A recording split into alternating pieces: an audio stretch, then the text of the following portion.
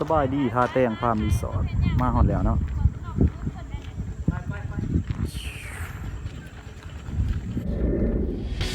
ฮอดเลย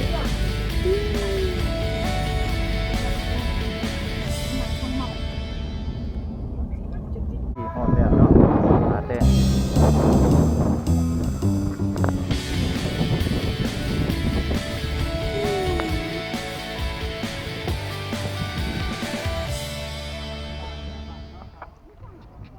สบายดี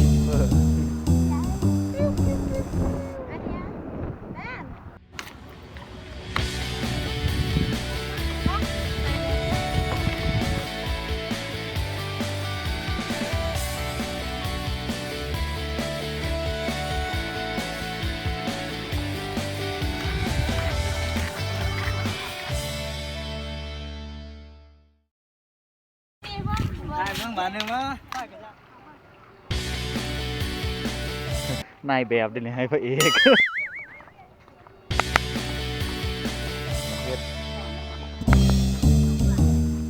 อ้าวอย่างมาเร็วๆ Okay. ยังมาเร็ว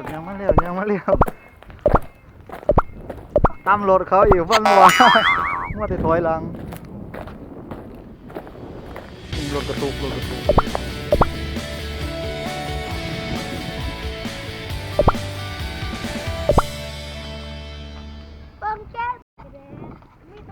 สบายดี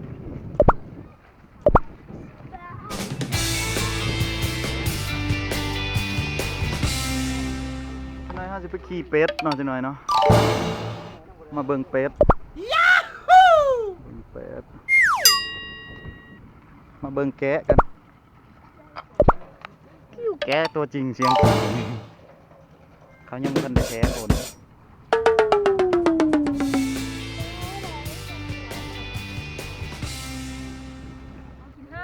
น้ำเพชรแกะกินยังนะกินตีน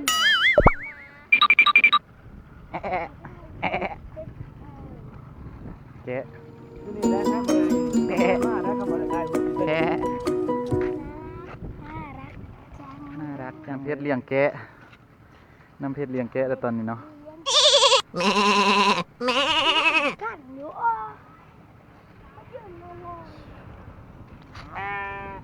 ไปก่อนเด้อ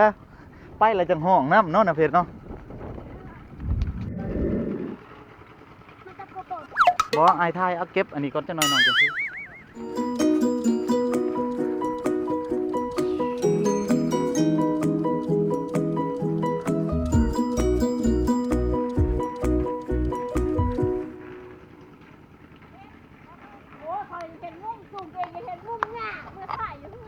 สบายดีมาหอดแล้วเนาะ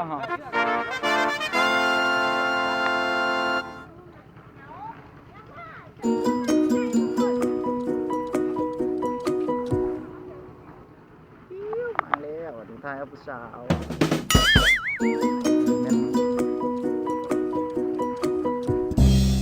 พาแต้มพารีสอร์ทเนาะเป็นจุดหนึ่งที่ว่าสวยงามกล้วยกระทิงกล้วยกระทิงโอ้กล้วยกระทิง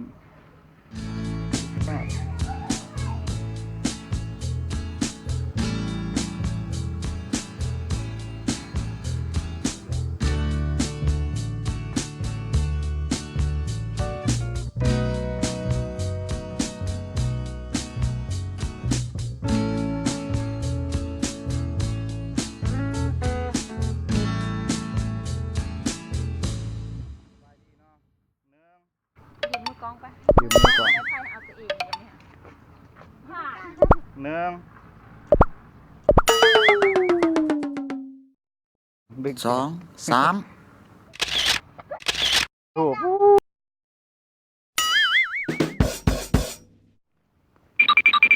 น้ำเพชรยุดอยู่โฮมเด้อบ่มีหยังเลยมีหยังนี่ไก่ด้มตาวแต่ก่อนเขาเลี้ยงไก่ด้มตาวนี่บ่มีแล้วไก่ด้มตาว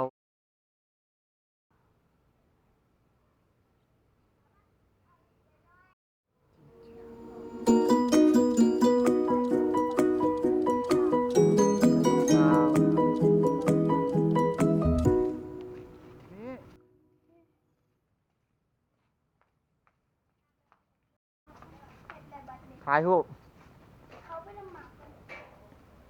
ใส่หมาบ่มีสักโอ้หมาอยู่พุ่นแต่ก่อนนี่เป็นจุดเลี้ยงหมาเนาะแต่ว่าหมาบ่ยังละ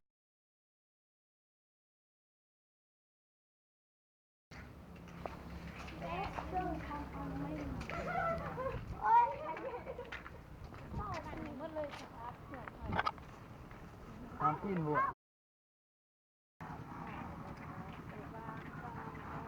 น้ำแกคนเพิ่นเนาะเขายังบ่ทันตัดเด้อฮะหามปีน เขาจะมูจะกิน